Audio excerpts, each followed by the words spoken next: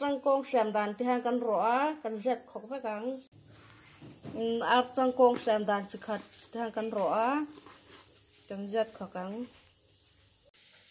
yan áp trăng con khơi cắn đồ này chỉ là khá cần rõ cái tí khá cần rõ cần siêu phá cần giật phá cần siêu tỏa tôi nói đây là hiện nên buồn cái khắc mới tỏa buồn cái khắc mới hợp bị cần khắc cắn ngập hi serang apek chi hi cha ma se serang apek chi ka nei tlem lu tuk to chu wang chuan bur mi hi ka mang tel ngập hi chu ready made lo po man thei ve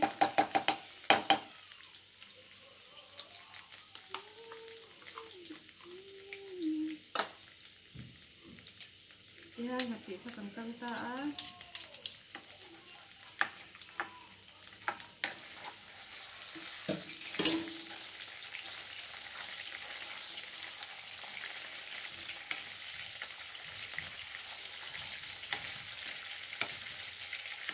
cái nhập thì cần khang ta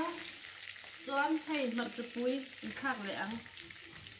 khác đàn hiện sư thui về lúc tụi cái in đọt đàn nó khác vậy không ai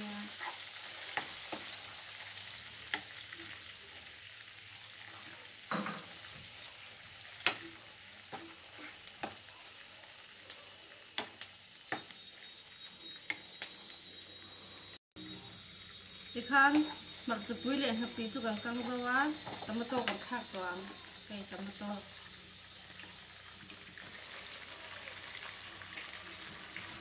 cho chỉ còn khác lại cái chả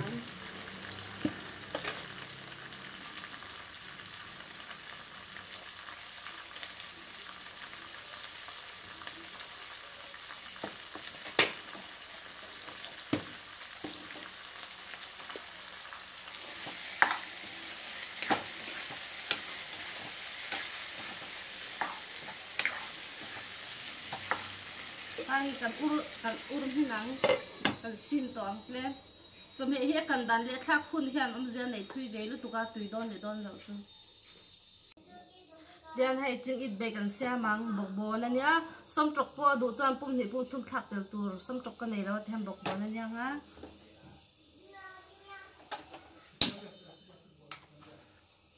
toán chỉ cần khác càng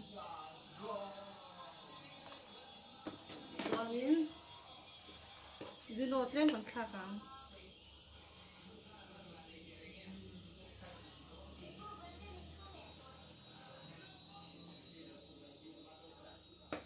Tuan soda tu sầu hun bằng khác à? Tuanin. Chừng ít cần khác à?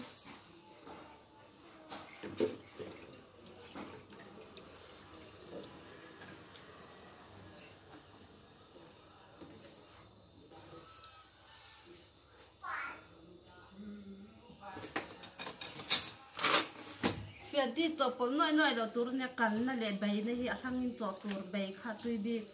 nị là cho bầy khát tui thấy là wa rồi gặp cho cắm bầy à chán phiền xong hắn nghĩ nghe tụi phiền phải trả chuan để căng cắn khá cắn